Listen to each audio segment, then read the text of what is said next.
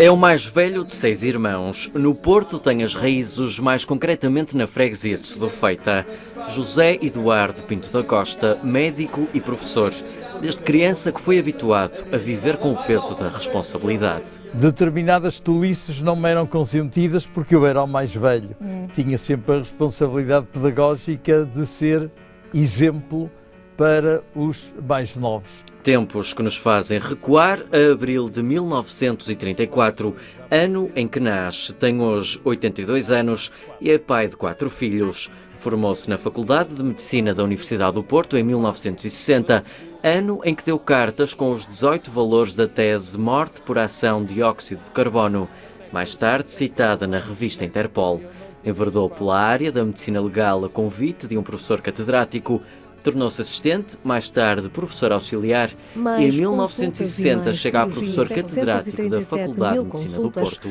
Além de professor, médico e pai, é também irmão de uma das figuras mais carismáticas da cidade. Foi sempre para nós uma referência porque quando os irmãos, nós éramos 6, infelizmente já só somos 4, mas quando éramos 6 éramos todos muito unidos, mas para nós ele era uma referência porque era mais velho e nós víamos nele um exemplo mesmo nos disparates. O professor Pinto da Costa, como é conhecido, orgulha-se de ter sido o primeiro português a ser vice-presidente da Academia Internacional de Medicina Legal e Medicina Social. Um ano depois da liberdade ter chegado ao país, alcança o cargo de subdiretor do Instituto de Medicina Legal do Porto e em 76 veste a pele de diretor. Já no final dos anos 80 torna-se o primeiro presidente do Colégio da Especialidade da Ordem dos Médicos. Orientou centenas, se não milhares, de teses de doutoramento, organizou vários congressos internacionais e orgulha-se de, ao longo da carreira, ter feito mais de 30.000 autópsias. Recusou apenas uma, a de uma aluna. É médico legista há mais de 50 anos, afirma-se contra o aborto e a favor da eutanásia. Em 1997, abandonou a Clínica Geral para se dedicar em exclusivo à medicina legal e é hoje professor jubilado do ICBAS. Ao longo da carreira, mas também da vida, teve sempre um amigo que ainda o acompanha. A seguir ao 25 de Abril houve umas ocupações de umas casas. Eu nessa ocasião tinha uma casa no Minho dele. E preocupado que fosse assaltada a casa e me tirassem alguma coisa, e eu fui lá. E depois o que é que eu trouxe? Só trouxe o Xinja. Em paralelo com o ensino e a medicina, esteve sempre ligado ao associativismo desportivo.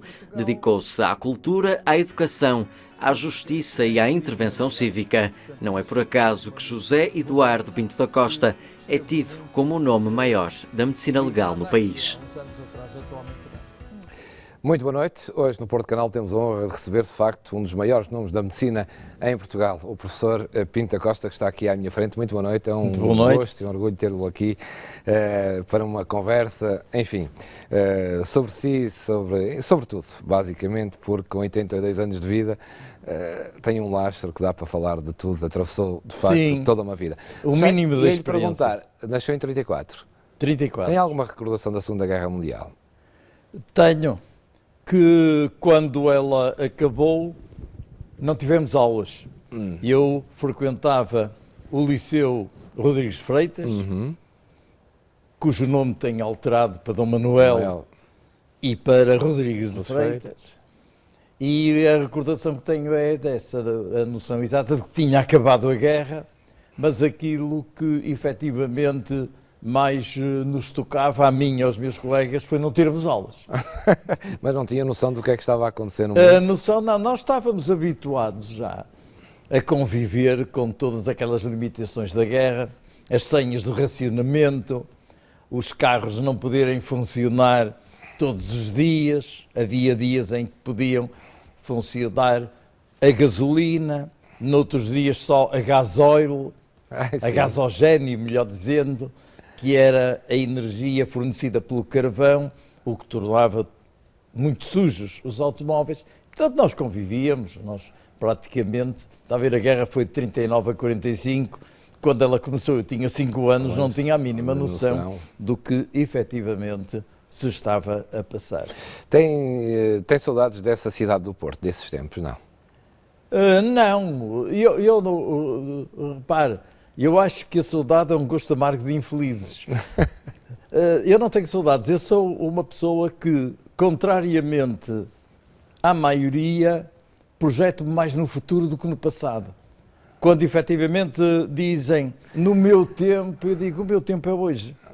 Portanto, não tenho aquela nostalgia de dizer, de antes é que era. Não, antes pelo contrário, ainda há pouco tempo, um cavalheiro lamentava-se, seu professor, hoje não se pode viver, é tudo lama, não há valores, já não se respeita nada. E ele só insistia que era tudo lama, que não havia valores. Eu já estava um bocado cheio de ouvir o senhor e disse, olha, eu vou-lhe dar um conselho, calce umas galochas. E quando na realidade a lama secar, tire as galochas, tome contacto dos pés diretamente com o solo, com a natureza e vai ver como isso lhe vai dar prazer. Portanto, eu sou um otimista por natureza. A evolução tecnológica, os telemóveis, computadores, entraram na sua vida ou isso não faz parte da sua vida? Entraram, não. Dominam a minha vida. Ah, sim? E eu tenho...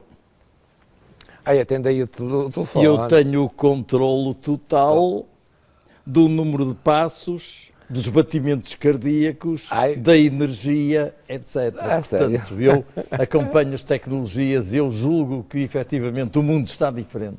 Porquê é que controla? É se os passos, o batimento cardíaco? Controlo porque nós... Porque não quer morrer? Não, não é o problema do querer morrer. Eu realmente não estou interessado em morrer. Claro, ninguém está, não é? Mas também não defendo, como alguns dizem, o direito de morrer. Porque eu acho que não há direito de morrer. Só haveria direito de morrer se nós tivéssemos a possibilidade de não morrer. Exatamente. De forma que, como nós queiramos, queira não, temos que morrer, não há direito. É um dever de morrer. Mas nós queremos contrariar. O que estamos a construir um mundo diferente, exatamente por não respeitar aquilo que é normal. Todos nós temos mais ou menos determinada uma capacidade vital, quer dizer, quando as nossas células, naturalmente, deverão deixar de existir. O que é determinado por fatores genéticos. Toda a gente sabe que há famílias em que se morre muito cedo e outras famílias que atingem 80, 90, às vezes 100 anos. Portanto, isso é determinado por fatores genéticos. É um fenómeno que se chama, passo o palavrão, apoptose. As células têm uma espécie de uma determinação, como se fosse informática, que chegando a determinado momento deviam morrer, mas nós não deixamos morrer. Devido às novas tecnologias, e essas às são possibilidades... Esse controle que faz é para as suas células? Às possibilidades, indiretamente, para as células, pois, não é para as células. É para ver se na realidade todos os mecanismos estão naquele limiar que em termos de probabilidade aumentem a sobrevivência.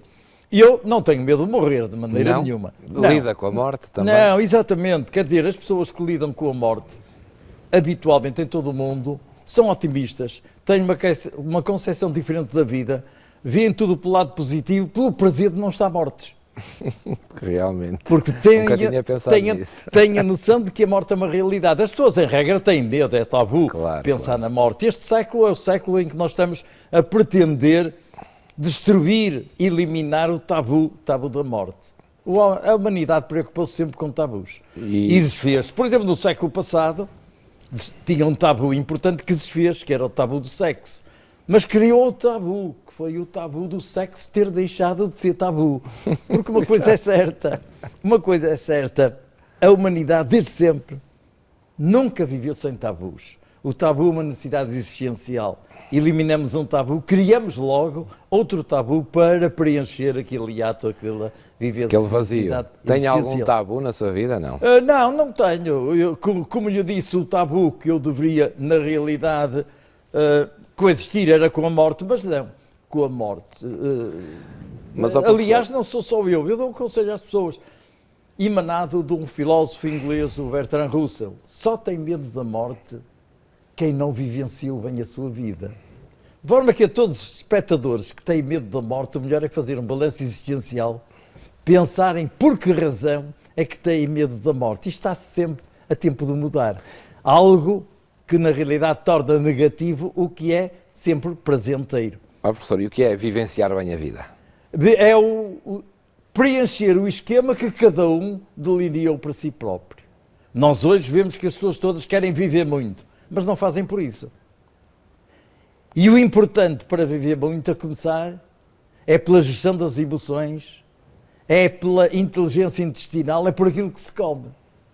Depende do tipo de alimentação, que é variável também de pessoa para pessoa. Há determinadas pessoas que não podem tomar, por exemplo, lactose, são de tal maneira alérgicas que podem morrer. Portanto, cada um terá o seu esquema vivencial em termos de liberdade, que só se atinge a liberdade mediante a informação. Não há liberdade sem conhecimento e não há sem conhecimento sem informação. Uma pessoa só pode escolher no seu projeto entre A e B se souber de certeza absoluta o que é o A, sem hesitações, e o que é o B. Se não souber, tem que escolher e pode ter azar.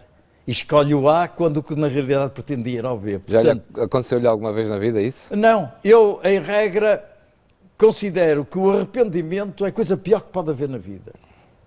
É a demonstração tácita, evidente, de que a escolha foi mal feita. E a pessoa, portanto, primeiro deve pensar. E eu nunca tomo nenhuma decisão importante a não ser no dia seguinte. Quando me propõem qualquer esquema novo, eu digo, eu vou ver. Amanhã eu digo qualquer coisa. E eu aconselho-me com o travesseiro. E, portanto, a decisão que eu tomo é consciente. Se a pessoa sabe aquilo que quer, não tem problemas. A maior parte é que as pessoas, os portugueses, como eu costumo dizer, nascem desinformados, vivem desinformados e morrem desinformados. Culpa de quem? Dos próprios? Não, é um atavismo. É um atavismo. É que as pessoas ainda não se consciencializaram da importância do conhecimento. O conhecimento, muitas vezes fogem do conhecimento com medo do conhecimento. As pessoas não querem saber. Muitos não querem saber a tensão arterial que têm medo de saber a tensão arterial. E como não sabem, se calhar vai arrebentar algum vaso e vão ter uma hemorragia cerebral, vão ficar hemiplégicos ou até podem morrer. Também não querem saber se o coração está a ser bem irrigado ou mal irrigado e assim sucessivamente. Portanto, é a negação daquilo que é muito útil para o nosso dia-a-dia existencial, que é o conhecimento. Vejo que fez um controle muito rigoroso da sua saúde ao longo da vida. Sim, ao longo da vida, partindo do princípio que a vida nasce com o nascimento e acaba com a morte. Sim, quer dizer, da sua vida conhecida. Digamos que nem sempre. Atualmente, eu realmente tenho uma vida extraordinariamente regrada. Mesmo na no que se refere à alimentação. A alimentação, é, também? Sim, no que se refere à alimentação. Não come tudo? Não como tudo, antes pelo contrário. Como pouco, como sem sal. Mas, professor, porque é que se diz que antes comia-se tudo, bebia-se, até o pequeno almoço na aldeia bebe-se álcool, sopas de bom, e as pessoas viviam até aos 90, e agora não se pode comer nada, não se viviam pode... os que viviam. Os que viviam, pois. Mas há essa percepção. Ora, nem todos são e agora não se pode, há a restrição. Do ponto de vista genético, há mais ou menos uma igualdade em todos nós, representado estatisticamente por 30%. 30% do que nós somos é devido à genética. E o resto? O resto é muito mais, são 70%. Depende da aprendizagem, depende da educação e da interação com o meio.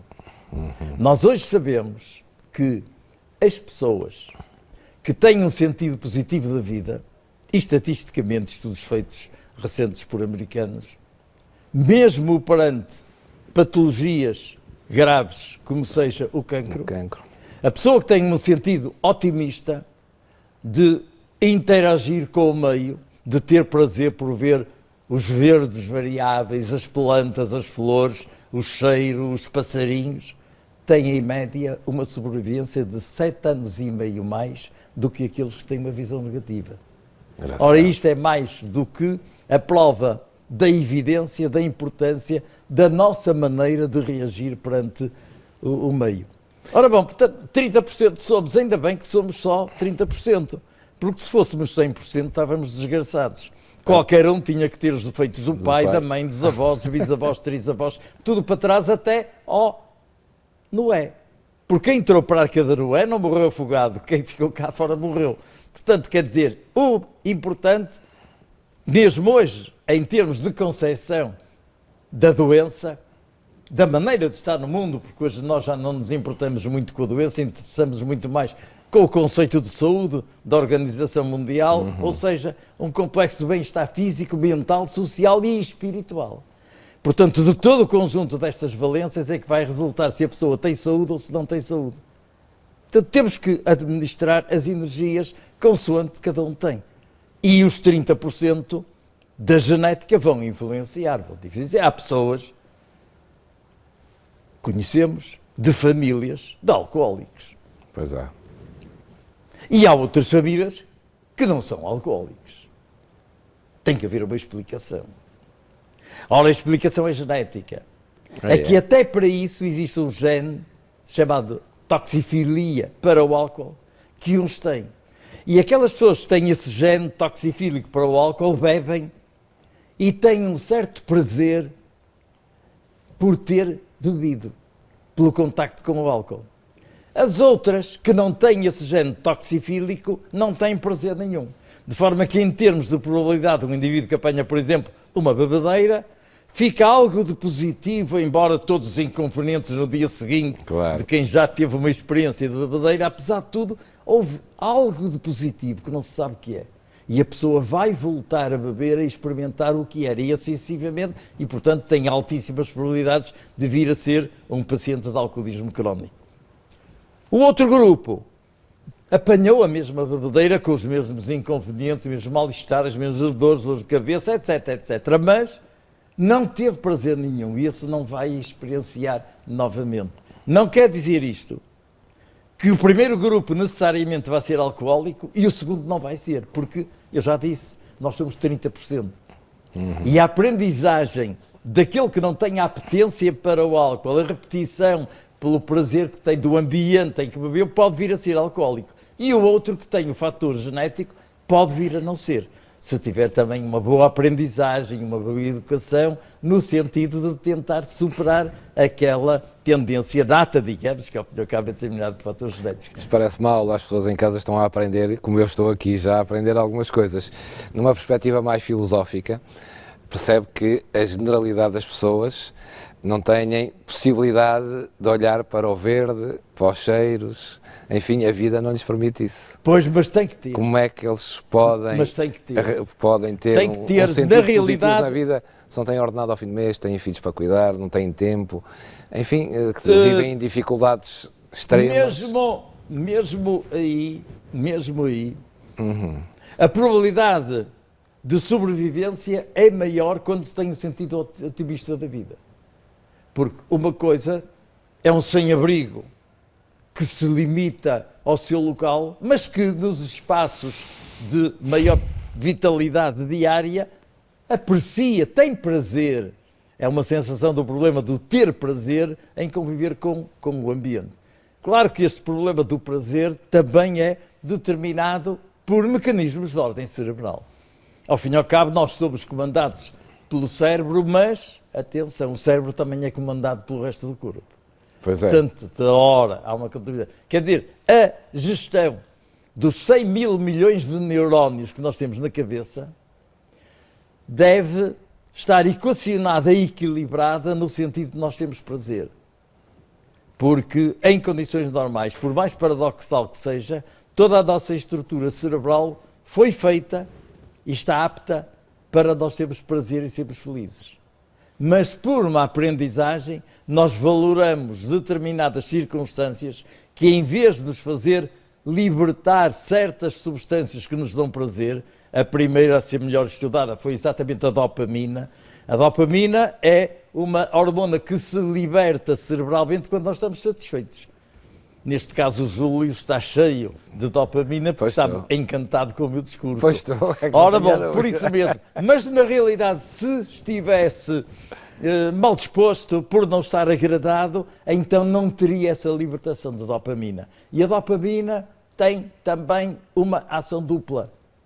É que ela surge quando nós estamos muito presenteiros e também surge quando nós queremos eliminar, por exemplo, a dor. Quando nós estamos com dor, temos mecanismos automáticos cerebrais que, entre outros, como sejam as endorfinas, e as endorfinas são substâncias que nós temos aparentadas com as morfinas, com os ópios, com as heroínas, mas são opiáceos cerebrais normais que nós temos. E que quando nós estamos com dor, automaticamente eles são libertados por estímulos. Já agora uma pergunta à margem disso. Defende aqueles que dizem que o uso desse tipo de opiáceos, como heroína, cocaína, etc., em fim de vida, em dor extrema, pode ser usado? Ora bom, alguém que esteja já numa fase em que, enfim, a dor é insuportável, há médicos que defendem que o uso dessas substâncias pode aliviar a dor e entre na altura... Ora bom, alivia a dor como alivia a dor de se cortar o pescoço. Também é verdade. Quer dizer, o problema essa é uma questão ética que está resolvida mais ou menos. A utilização de opiáceos, concretamente a morfina, que é mais vulgar, se não for com a intenção propositada de terminar com a vida, mas para aliviar o sofrimento, é legítimo. Claro que isto é uma maneira um pouco capciosa de apresentar o problema, porque se eu aumentar a dose de morfina a partir de um certo limite, eu sei que a pessoa morrerá em consequência disso. Mas, de qualquer das maneiras, o que está em jogo, em discussão do ponto de vista ético, será a intenção. A morfina, que na realidade mata muito mais deste aspecto do que a heroína. Aliás, a heroína é um composto que foi inventado, é diacetilmorfina, que tem uma vantagem em relação à morfina. A morfina é, talvez ainda, dos melhores medicamentos que a humanidade descobriu até agora, mas tem um grande inconveniente. É que é muito depressora para o centro respiratório. Enquanto a heroína não tem tanto efeito depressor. De forma que um indivíduo, por exemplo, aos 50 anos, tem mais probabilidades de morrer se tomar durante uns anos morfina do que se tomar heroína. E é curioso que aquela ilusão de que a heroína vinha resolver os problemas está muito relacionado com a criminalidade. Porque a determinada altura, em Nova Iorque, chegou-se à conclusão que não havia grande criminalidade aos 50 anos, nem 60, nem 70, nem 80, com a morfina. E com a heroína era notável o número de crimes, de todo o nível, crimes violentos, quer de roubos, quer de assaltos, quer de violações, etc. Porquê? Porque com a morfina morria-se muito mais cedo. Se o indivíduo com a morfina morre aos 50 anos, aos 60 já não comete crimes, nem aos 70. Claro. E como a heroína permitia uma sobrevivência muito mais alargada, verificou-se que na realidade havia mais relação com a... É por isso que se diz que hoje também o Alzheimer e este tipo de doenças são mais evidentes porque as pessoas vivem mais tempo. Antes não, ora bom, não esse é um problema que nós todos temos que começar a refletir. Não chegavam a ter. Porque nós estamos a criar um mundo necessariamente de doentes crónicos.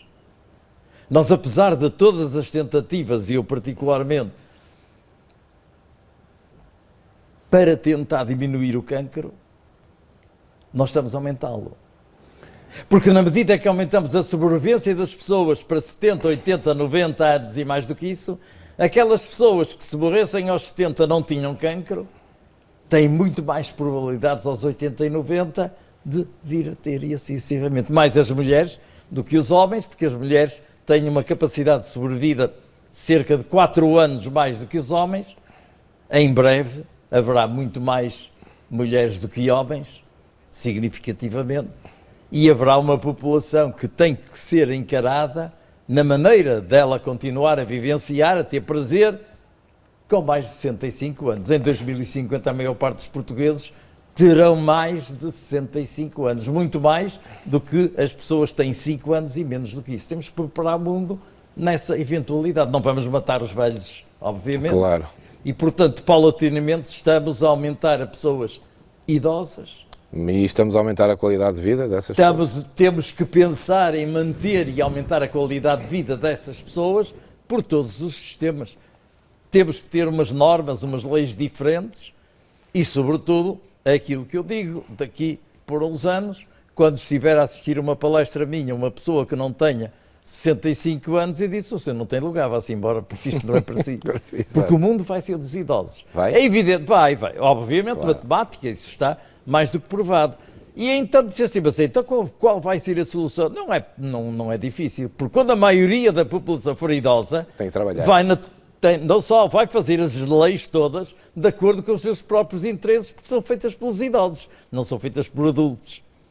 Aliás, hoje já nem há idosos, hoje a classificação internacional é de adultos mais velhos. Exatamente. Chamar-lhe senil, chamar-lhe... Mas o que interessa são as palavras. Não interessa as palavras. O sentido que nós damos às palavras. Como eu costumo dizer, se eu lhe perguntar se está a gostar do meu discurso, eu estou. Claro. O Sr. Júlio é retrógrado, faz uns elogios balofos, porque se for moderno utiliza só uma palavra, bué. E ao dizer bué disse tudo. Manifestou o prazer da energia cerebral provocada por sua libertação de substâncias químicas. Essa linguagem que hoje os jovens usam, todos, que é uma linguagem muito mais curta, o professor teve necessidade de se adaptar a essa linguagem para dar aulas? Não tive, os jovens foi natural. Hoje têm muita informação. Sabe, eu convivo normalmente com jovens. Sim. Até a nível primário. Vou fazer muitas palestras a escolas primárias, a secundárias, quase todas as semanas, a esta linguagem de forma deles? Que evidentemente tenho um feedback total, natural, nem sequer tenho essa preocupação. Quando orgulha-se, ou pelo menos está no seu currículo ter feito mais de 30 mil autópsias. Sim, mas não foi num dia. Num dia, eu sei. Portanto, claro. quer dizer, temos que ver que estamos a falar desde 1960. Certo. Liberta dopamina quando faz uma autópsia? É dopamina, como disse há bocado. Sim, e entre elas, prazer. Não é só dopamina, porque também liberta serotonina, liberta uma série delas. E a serotonina, além do prazer que pode dar, também aumenta a tensão arterial. Portanto, se aumentar indiscriminadamente a tensão arterial, que pode ser esta serotonina também influenciada pelo número de sal. As pessoas que não controlam o sal, hoje vê-se imensa, há muita propaganda contra o sal, mas efetivamente o cloreto de sódio também vai influenciar tudo. Aliás, todos nós temos uma determinada composição química banal. A única coisa que não entra na nossa composição é o álcool. Pois não. Pois não. E nós é que o metemos lá para dentro. Agora, depende tudo da capacidade de uns metabolizarem o álcool com mais facilidade e outros, além daquela apetência genética que já disse. De resto, a capacidade de convivência com o álcool é diferente. Inclusive de género. De género também. As mulheres têm uma menor capacidade de metabolização do álcool. Quando um álcool e uma mulher ingerirem uma determinada quantidade de álcool, obviamente, à partida terão que ter o mesmo peso. Vamos considerar que o homem teria 75 quilos e que a mulher também tinha 75 quilos. Neste caso já seria uma mulher a sério. Uma mulher com 75 quilos. Já é XXL. Acontece que, se formos medir ao fim de uma hora e meia, por exemplo, para essa quantidade, o nível de álcool que o homem tem, ele está com 0,3. E a mulher, nas mesmas condições, ainda está com 0,4. Sim. Não é bom nem mau. É uma das muitas diferenças biopsicológicas de uma mulher para um homem. Aliás, há mais diferenças, como eu costumo dizer, entre um homem e uma mulher do que semelhanças. Semelhança entre um homem e uma mulher é nas calças jeans. Um homem que esteja de calças jeans está impecavelmente vestido. A mulher com calças jeans está impecável. Tirando este problema pormenorizado, há muito mais diferenças comportamentais entre um homem e uma mulher do que semelhanças. Ambos têm de comum a dignidade, o facto de serem humanos, o mesmo respeito, os mesmos deveres e deveriam ter as mesmas oportunidades para se inserir na sociedade. E não têm? Não, a prática, a lei diz que sim, que há igualdade de género, mas não há nada enquanto houver mulheres que têm uma determinada tarefa, chegam ao fim do mês, recebem ordenado. O homem faz exatamente a mesma coisa, chega ao fim do mês e recebe mais. Porquê? Porque é homem, então igualdade destas não é fácil de aceitar. E o que é que justifica a capacidade de atração entre um homem e uma mulher? Há muitos fatores. Os mecanismos de atração... É essa a diferença que falava, de não haver quase semelhanças entre homens e mulheres ou não? Não, mas da atração dos homens para as mulheres, bem, o problema dos homens para as mulheres depende de muitos fatores, como também das mulheres. É um estereótipo, muitas delas é da aprendizagem. Veja, por exemplo, inicialmente, como é que, quando surgiu a Coca-Cola, como é que era a forma das garrafas? Não era de uma mulher. Quando, pela evolução, os homens deixaram de preferenciar tanto aquelas formas e começaram a estimar aquelas mulheres que não tinham formas, ao que elas respondiam deitando as mamas abaixo, e quanto menos curvas tivessem, melhor. Comercialmente, também a forma do invólucro mudou, veio as latas. Mas se reparar bem, a Coca-Cola hoje já é vendida também em garrafas outra vez, porque isto é cíclico. Tudo é cíclico, a vida é cíclica, é um ciclo vital. Então, e, portanto, as próprias preferências também vão evoluindo. E depende da aprendizagem, obviamente. Mas o físico, a atração física é a primeira vivência entre um homem e uma mulher? É a primeira atração entre um homem e uma mulher? Não ser. Pode não ser. Pode não ser. Porque, repare, do ponto de vista sexual, há muitos sexos. Inclusive ao sexo psicológico. Que até a lei hoje privilegia. Quando, do ponto de vista psicológico, um homem rejeita totalmente a sua identidade corporal, dizendo que o corpo não é dele, a lei aceita que ele muda de sexo. Portanto, quer dizer... Há muitas formas. Há muitas formas, muitos mecanismos de atração. Um deles é o cheiro. Também, claro. Que nós hoje anulamos. Esse traço de personalidade que é importante, com os desodorizantes, anda toda a gente a deitar, mas ninguém cheira a nada. Quando o cheiro pode ser o motivo fundamental de atração. Foi o que é que o atraiu na medicina legal? Lá naquele tempo, é assim, vai lidar com mortos, com cadáveres. Pois, bom... Qual foi a sua atração? Para começar, talvez seja melhor aclarar que os mortos são uma parte importante da medicina legal. Claro. São uma parte importante, pequena. Porque se eu tiver aqui um queijo Flamengo, vermelho por fora e amarelo por dentro, e lhe tirar uma fatia, o Júlio diz, é um queijo. É um queijo. No entanto, falta ali uma fatia. E aquela fatia que falta são os mortos. Ou seja, a medicina legal, que é o queijo, é muito mais do que propriamente e em exclusividade os mortos. Nós impressionamos, em regra, muito mais que os mortos. Inicialmente, toda esta aplicação de conhecimentos médico-psicobiológicos ao direito nasceu da morte. A própria designação de morgue. Morgue era o local onde eram expostos os cadáveres para que houvesse possibilidade, em termos de cidadania, dos franceses irem identificar se era familiar, se conheciam. A morgue era a exposição.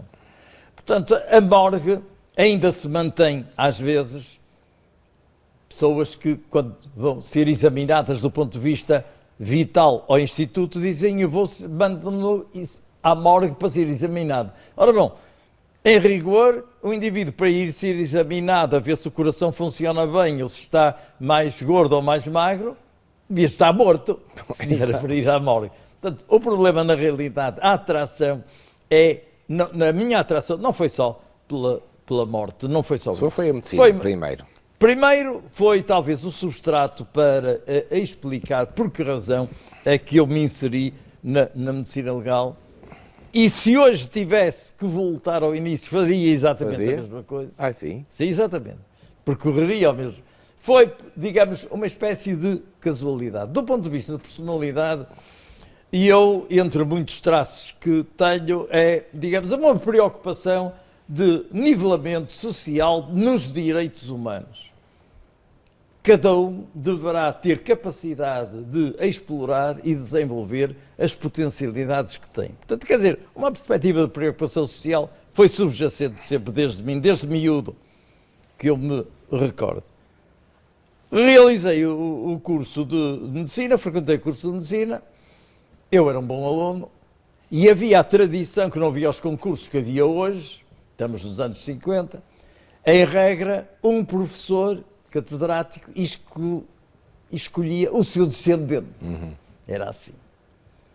Outrora até se dizia que o catedrático era proprietário da cadeira. É quase como o patrono do advogado. Ora, ali era o dono. E, portanto, havia necessidade, por renovação dos quadros, o professor de Medicina Legal andava à procura de um assistente, que era assim que se fazia. E eu fui chamado por um técnico que o senhor diretor queria falar comigo. Falou comigo e convidou-me se eu não queria ir, etc. Na minha perspectiva, como lhe disse há pouco, de só no dia seguinte, e eu disse que... Já nessa altura? Já nessa, sempre. Sempre. Que ia ver... Falei com a minha mãe, a minha mãe achou uma ideia um pouco estranha, um pouco bizarra, quando eu lhe disse... mas depois de conversarmos largamente, ela disse, bem, se é isso que tu queres, está bem. Pronto. Eu, como tinha o aval da minha mãe, no dia seguinte fui falar com o professor e disse, aceitou. senhor, tenho muito gosto. E, portanto, entrei por essa razão, naturalmente. Com uma vantagem que me sucedeu, é que quando eu comecei a trabalhar nessa ocasião, ainda não estava formado. Tanto que eu fiz o meu estágio durante o fim do 6º ano, que era assim, realizei lá aquela tese que há pouco na peça falaram sobre Exatamente. o monóxido de carbono, que infelizmente hoje ainda está muito atual, Pois está, muita porque gente continua, por mais que se fale e avise dos prejuízos do monóxido de carbono todos os dias, e nesta ocasião também morre por excesso de emanação de óxido de carbono, e fiz lá, e portanto, logo a seguir na primeira oportunidade do primeiro concurso, concorri a chamado preparador, que é uma situação que já não existe, e depois de preparador a assistente, e fiz a minha carreira toda por aí, portanto, com certa naturalidade. Lembra-se da primeira autópsia que fez, não? Pois, o problema que muitas vezes me costumam perguntar, a propósito, é como é que foi a minha primeira autópsia, a reação emocional. Não houve grande reação emocional pelo seguinte, porque eu estive 1 ano sem mexer no cadáver, só via. De forma que... Quando foi mexer já estava habituado. A primeira vez que eu cortei um cadáver, talvez o aspecto emocional de ser a primeira vez, se calhar mais preocupado em acertar daquilo que estava a fazer do que propriamente em cortar um cadáver. Porque é uma reação psicológica que é a seguinte, quando nós estamos perante um cadáver... Ao longo da sua vida muita gente com essa reação? Como? Com essa reação natural, de que aquilo é um trabalho... Sim, adequir, sei, efetivamente. Quer dizer, quem estiver a fazer uma autópsia e se começar a meditar que aquilo que é gente, etc., é incapaz. Tem que, há uma determinada altura em que o interesse científico do caso em questão se sobrepõe a todo o aspecto eventualmente afetivo que se possa ter com a emissão. Depois, embora a afetividade existe. Claro. Eu, por exemplo, aliás, a peça falava nisso. Eu recusei-me a fazer uma autópsia de uma antiga aluna que tinha morrido de desastre. Eu nem a vi sequer.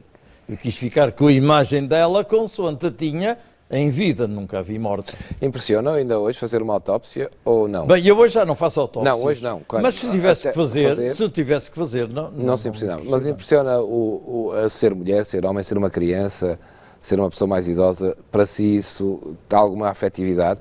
Eu imagino que provavelmente, não sei, estou a falar de cor, não é? Fazer uma autópsia a uma criança que morreu provavelmente será mais chocante do que fazer a uma pessoa idosa que, enfim, que morreu, ou não? Bom, depende da motivação. Se, na realidade, está a tentar descobrir por que razão é que aquela criança morreu, analisando os órgãos e depois todos os exames complementares, é evidentemente que do ponto de vista psicológico nós estamos centrados nesse aspecto. Estamos centrados no porquê da questão, no âmago, e não propriamente de ser criança ou não. É impressionante. A medicina legal em Portugal evoluiu ao longo destes anos todos? Ora bom, a medicina legal é a aplicação de conhecimentos médico-psicobiológicos ao direito nas mais diversas expressões deste. Se estamos a falar em crimes, é o direito criminal. Se estamos a falar em problemas cíveis, de responsabilidade, de filiação, etc., pois estamos a falar em medicina legal civil. Se estamos a falar nas aplicações todas de reparação do dano em questões de acidentes de trabalho e doenças profissionais, estamos ao nível de trabalho. Se estamos a falar em caneladas e fraturas e responsabilidade, estamos a falar no direito na medicina legal desportiva. A medicina legal está mais perto da justiça ou da saúde? A medicina legal por definição, é um fulcro entre a medicina e o direito. Portanto, quer dizer, no problema da saúde, como disse há pouco, todos os problemas advindos do complexo de bem-estar físico, mental e social e espiritual, obviamente que está na saúde. No próprio rigor consentâneo com a aplicação da lei, então estará mais próxima do direito. Simplesmente o que acontece aqui em conflitos de direito é que será desejável que o direito venha sancionar todas as situações de comportamento humano de acordo com aquilo que as pessoas querem. Quando na realidade o direito surge sem nós sabermos porquê, a valorar ou desvalorar este ou aquele comportamento como se fosse uma coisa que choveu sem termos nada a ver com isso, começa a haver uma dificuldade na aplicação da medicina legal. Uma coisa é certa, eu costumo dizer, tenho uma teoria que é a teoria do carro elétrico. E o carro elétrico somos todos nós. E o carro elétrico para funcionar tem que andar nos trilhos. O carro elétrico sai dos trilhos, bloqueou, nunca mais cumpre a sua função de entrar gente, sair gente, fazer um certo percurso. Os trilhos são a lei. Portanto, bem ou mal, para que haja uma funcionalidade, tem que se aplicar aos trilhos. Desejavelmente, os trilhos devem coincidir com aquilo que nós deveríamos querer que fosse o percurso ou o carro elétrico percorrer. Portanto, desejavelmente, e hoje é difícil, porque hoje as leis são feitas, em regra, não por uma maioria significativa, mas por um voto mais. Sim. E nós temos hoje, em termos de sexualidade, nós temos a discussão dos grandes problemas da procriação medicamente assistida, nós vamos ter a discussão do suicídio assistido, da eutanásia, etc., que são problemas estruturalmente básicos da medicina legal, da aplicação de conhecimentos médico-psicobiológicos ao direito. O direito atualmente diz que suicídio assistido é crime. Porquê? Porque quem ajudar outro a morrer com a melhor das intenções está na lei, comete um crime. Portanto, tem que reformular a lei e assim sucessivamente. Portanto, isto é medicina legal, não é só os mortos. Nós podemos discutir em relação aos vivos. Também toda a avaliação do ponto de vista psicológico e psiquiátrico é nos vivos que se efetua. Sendo um homem informado, qual era a pergunta mais certa que lhe devia fazer? O que é que pensa do estado da saúde em Portugal ou o que é que pensa do estado da justiça em Portugal?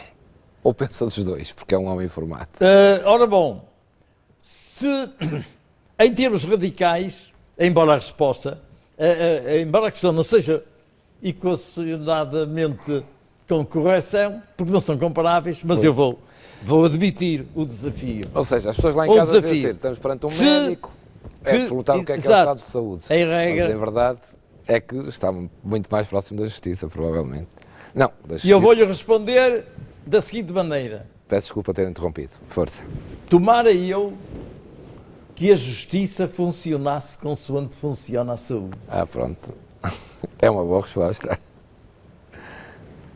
Haverá na saúde, se calhar, alguns acertos. Haverá acertos necessários também na funcionalidade da justiça. A funcionalidade da justiça depende também da elaboração prévia das leis. Haverá que reformular muito o processo judicial, de modo a que a justiça possa ser feita com mais celeridade e com mais acerto daquilo que nós pensávamos, que não houvesse tantos mecanismos burocráticos que levam a que possa haver, teoricamente, criminosos. Eu digo teoricamente, porque criminoso só é o cidadão que é condenado. Claro. Eu posso matar o Júlio aqui diante de toda a gente, mas enquanto não for condenado por ter morto, eu estou inocente, não aconteceu nada. E se não se conseguir provar que foi eu que o matei, podia ser uma deturpação da imagem televisiva para os espectadores, o Júlio vai para o cemitério e eu fico inocente. Inocente, é engraçado. Portanto, quer dizer, o problema na realidade é os trilhos e o carro elétrico. Os trilhos e o carro elétrico. E por falar em trilhos e carro elétrico, há muitos jovens hoje interessados na medicina legal. Hoje. E acha em comparação com o meu tempo de estudante, porque o meu tempo é hoje. Claro, o seu tempo é. Mas no meu tempo de estudante era raro e até era anómalo quem aceitasse uma carreira desse género. E hoje não? Hoje não, hoje é o contrário. Acha que isso tem a ver com estas séries que vemos hoje? Tem. CSI? Fundamentalmente, o CSI não só... Vê essas séries, o professor? E eu vejo essas séries. E ri-se daquilo ou acha que aquilo... Não. Eu sou um defensor de todas essas séries por uma razão.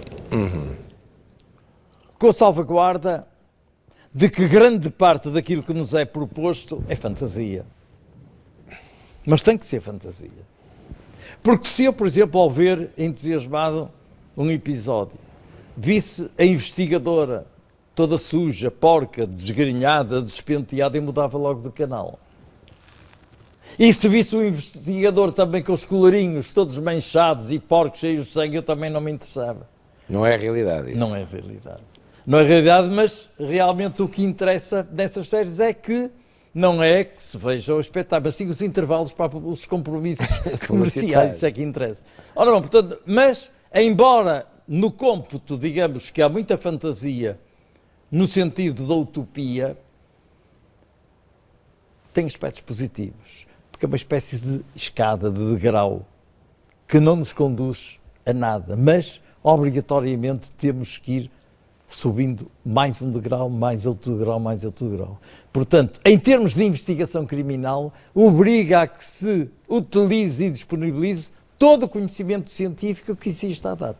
Portanto, no cômputo é positivo. E é um apelo para os jovens, como diz. Os jovens entusiasmam-se, julgando que é tudo muito fácil de obter diagnósticos, de, além disso, prender criminosos, etc., naquele sentido de justiça, que é panágio, claro, das séries, que é panágio cada vez das séries e da juventude, daquela ânsia de critérios de rigor, leva a que as pessoas julguem que a realidade na vida amanhã que vai ser assim. Muitos ficam frustrados, porque hoje nós temos especialização em medicina legal, temos internatos, assim como se entra no hospital a fazer um internato de cardiologia ou de cirurgia, também há internatos de medicina legal. E depois alguns até mudam quando começam a exercer profissionalmente, porque o desempenho no terreno, nas condições, não é fácil. Depois faltam muitos meios. Faltam meios na medicina legal? Faltam meios. Não é uma carreira fácil para um jovem? As carreiras constroem-se, não é? Dependem da apetência e do entusiasmo de cada um. Eu costumo dizer que privilegio muito as pessoas que fazem as coisas com o brilho nos olhos. Seja o que for. Que libertem dopamina quando estão a fazer... Ora, já vê. Isso e outras hormonas, a serotonina, etc., a acetilcolina. Mas entusiasma os seus alunos a seguirem a carreira?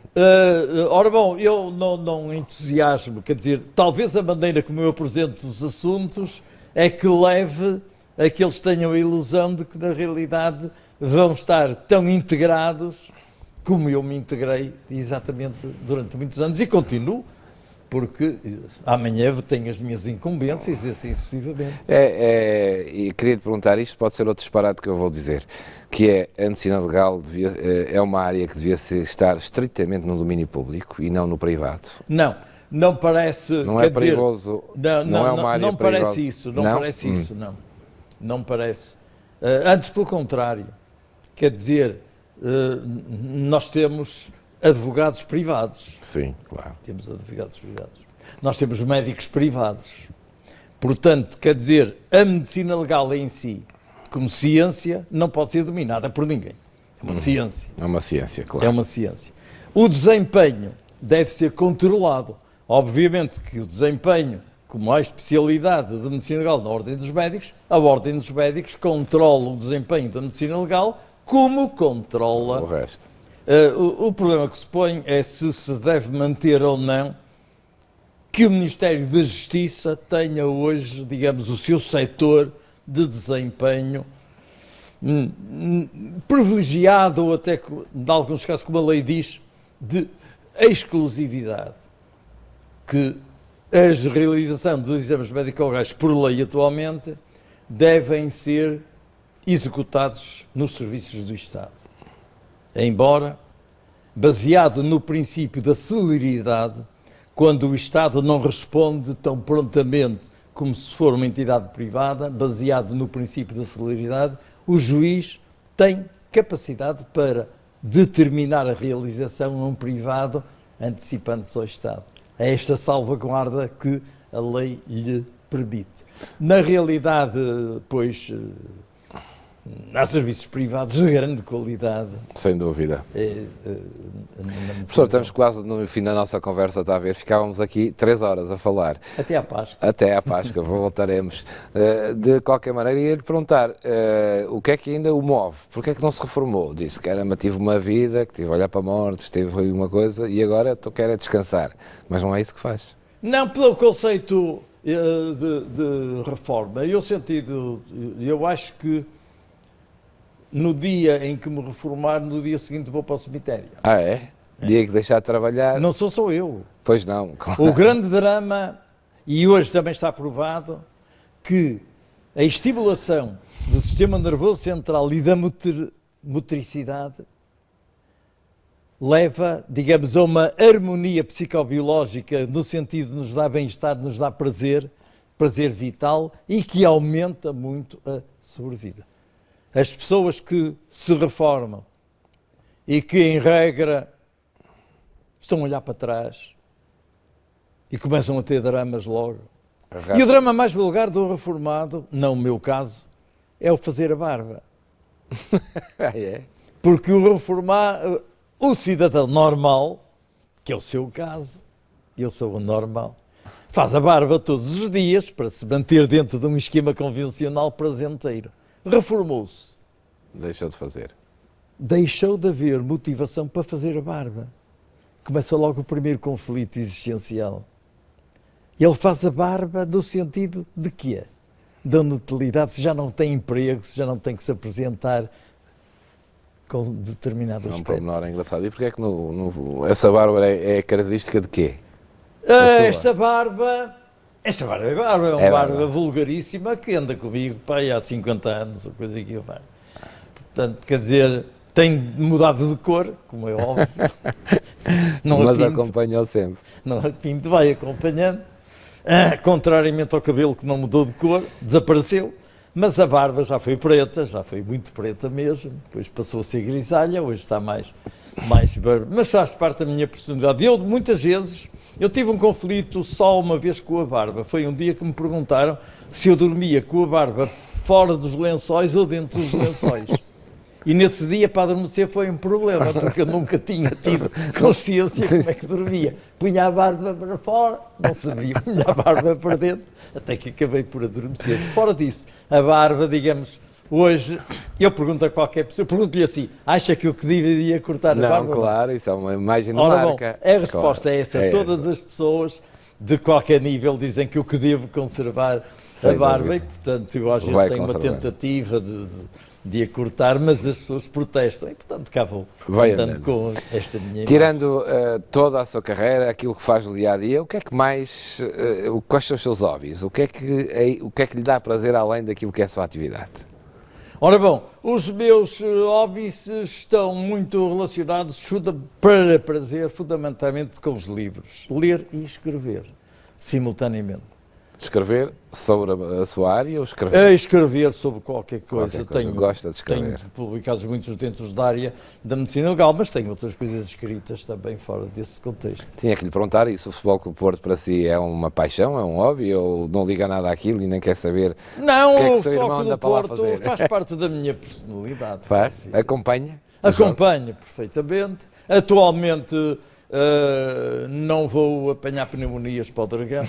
Não, fica a ver na televisão. Não, apanhar pneumonias em casa, mas vejo atentamente e com preocupação todos os jogos, pelo menos do Futebol Clube do Porto. E já agora, quando vê os jogos do Porto, está preocupado com a equipa, que não está a ganhar ou está a perder, ou está preocupado com o seu irmão? Não, eu estou preocupado, eu tenho uma filosofia desportiva especial. E eu quero que o Porto jogue mal e ganhe jogos.